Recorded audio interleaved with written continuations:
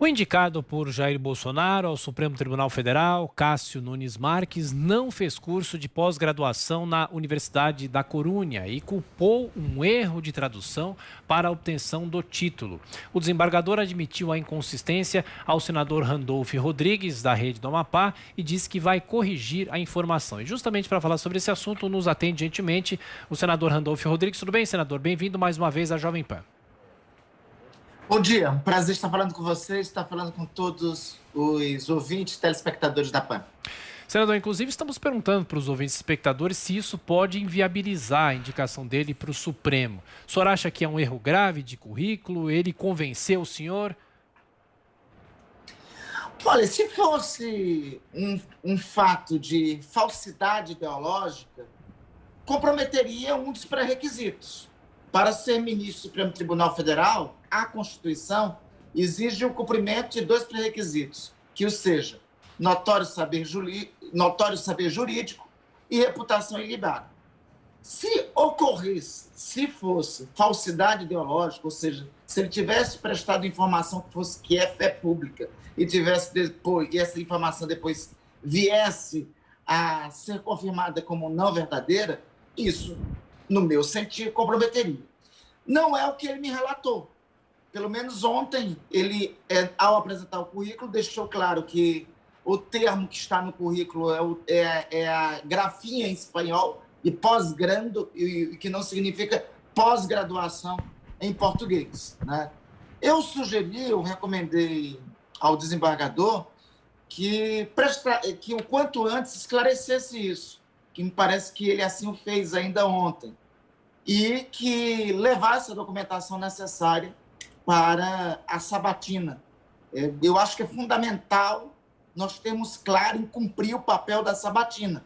Não pode ser somente um protocolo, a indicação, a apresentação do indicado e, em seguida, o Senado ratificar. O Senado tem um papel fundamental nesse sistema, regido pela Constituição de freios e contrapesos, de sabatinar e depois, sobre o voto da maioria dos presentes do Senado, aprovar ou não o indicado. Senador, agora a pergunta de José Maria Trindade, direto de Brasília. Zé Maria. Pois é, senador, um prazer falar com o senhor aqui na Jovem Pan. Satisfação Senador, minha, o indicado já se reuniu de forma remota, né, com alguns integrantes ali do Senado Federal, inclusive conversou, falou sobre a Operação Lava Jato e sobre as suas pretensões e tal. Ele está sendo escolhido exatamente por uma tendência. O ministro do Supremo, como diz o Augusto Nunes, tem que ser alguém a serviço da nação, né? E o objetivo é o controle constitucional. Não há um erro aí em avaliar o futuro ministro do Supremo Tribunal Federal por suas tendências ou por seus julgamentos, ou seja, parlamentarizando o Supremo, colocando representantes no Supremo, e o lugar de representação política é no Congresso Nacional. Não há um equívoco nessa avaliação, senador? Concordo plenamente. A Constituição pede que o candidato a ministro do Supremo cumpra os dois pré-requisitos que destacamos. Tem o notório saber jurídico e tem a reputação ilibada. Isso basta. Não está sob julgamento as posições dele. O nosso julgamento, neste caso, até o dia 21, quando sabatinaremos e votaremos, os julgadores da entrada ou não dele no Supremo Tribunal Federal seremos nós, senhoras e senhores senadores.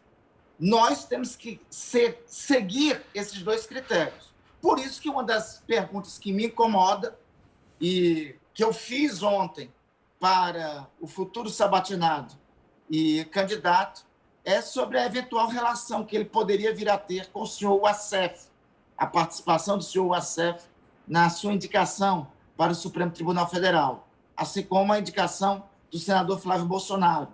Não per si pela participação do senador, mas é que tem situações, tem casos em relação ao senador Flávio Bolsonaro que vão ser apreciados pelo Supremo. Um desses casos, por exemplo, é a questão do foro privilegiado, pelo qual ele está sendo, a negativa do foro privilegiado, pelo qual ele está sendo julgado, que é uma ação, inclusive, movida pelo meu partido, pela Rede de Sustentabilidade. A este aspecto, ele ontem, na avaliação conosco, claramente negou qualquer tipo de influência, sobretudo a influência e a participação do seu Alcerto. Essa é uma questão que eu acredito que não somente eu, mas outras senhoras e senhores senadores vão questioná-lo na sabatina do dia 21. Senador, agora a questão de Leandro Narlock. Leandro. Oi, senador, bom dia. Bom dia, Leandro. Senador, nesses casos, quando a gente debate aí a judicialização, né, e a influência muito grande do STF na política, muita gente responde o seguinte: olha, mas é o próprio parlamento que recorre demais ao STF. O vice-presidente, Hamilton Mourão, por exemplo, disse isso numa entrevista à Jovem Pan semana passada, e mesmo os ministros do STF fazem essa afirmação. O seu partido, a Rede Sustentabilidade, é um dos que mais recorre ao STF aí por diversos motivos, como aquele da apreensão do celular do presidente Bolsonaro. Como é que o senhor se defende em relação a isso? Tem aí um excesso de iniciativas, de recorrer demais ao STF ou não?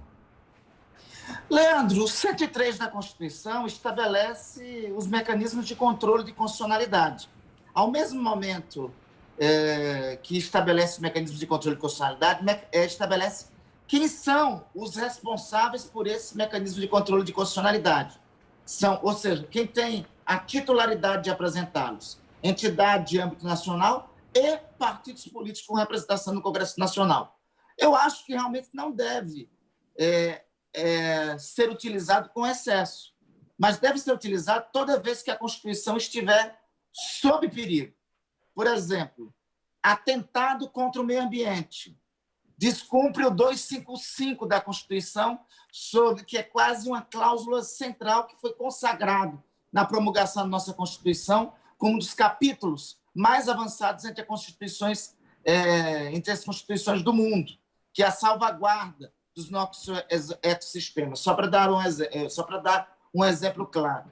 O próprio Supremo já fez uma relativização sobre a questão do foro privilegiado, que não vale, que não tem validade para para crimes cometidos fora do exercício do mandato parlamentar. No caso, por exemplo, do senador Flávio Bolsonaro, existe a utilização em demasia do foro privilegiado. É um mecanismo óbvio. A Constituição e uma compreensão do Supremo está sendo atacada, né? Então, o 103 da Constituição está lá para assegurar o cumprimento da Constituição. Eu acho de bom tom, toda vez que o STF, o Supremo Tribunal Federal, não age per si. O princípio do judiciário, e vale para o Supremo Tribunal Federal e para todas as demais cortes judiciais, é que ele é inerte. Ele age ao ser provocado. Na ausência da atuação, e existe uma ausência enorme de atuação, vocês vão convir comigo, do Procurador-Geral da República, lamentavelmente, outras instituições da sociedade, e entre elas a Constituição permite esse direito aos partidos políticos, são obrigados a fazer uso dos instrumentos que lhe cabem para a defesa da Constituição. E eu acho que isso é bom para a democracia, Leandro.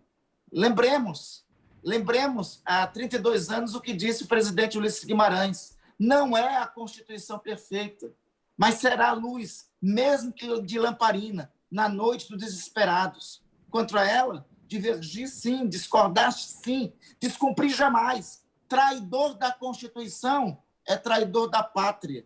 Conhecemos o caminho maldito, trancar as portas do parlamento, mandar os patriotas para a cadeia, o exílio e o cemitério. O caminho da Constituição é o percurso da democracia. Isso nos advertiu há 32 anos Ulisses Guimarães. Nós temos, por obrigação de geração, dar cumprimento a esse mandamento que nos foi dado na política por uma geração que lutou pela redemocratização do país. E a maior, e como eu disse Ulisses Guimarães, o percurso, o caminho da Constituição é o percurso da democracia. Senador Randolfo Rodrigues, da Rede do Amapá, mais uma vez, obrigado pela atenção, pela gentileza. Bom trabalho. Até a próxima. Eu que agradeço. Um bom dia.